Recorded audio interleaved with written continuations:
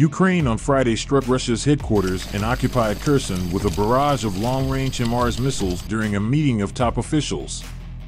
Video footage filmed in the aftermath of the strike showed smoke billowing from the roof of the Court of Appeal in the center of the city, while citizens fled the area.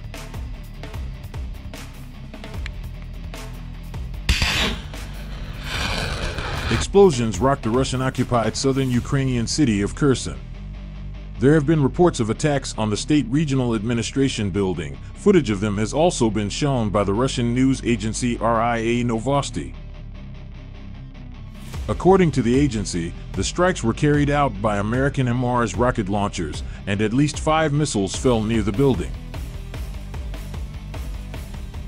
Kirill Stremusov, who presented himself as the deputy head of the military-civilian administration, informed Interfax that one of the rockets hit the building while a meeting of the heads of the administration and districts was taking place.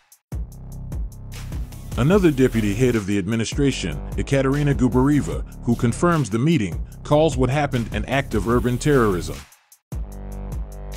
According to these publications, a woman appointed as head of the Department of Labor was injured and her driver was killed.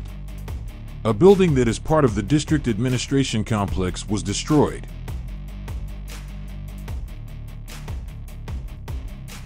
Russia controls the Kherson region, and Ukraine announced the start of a counteroffensive in the south late last month.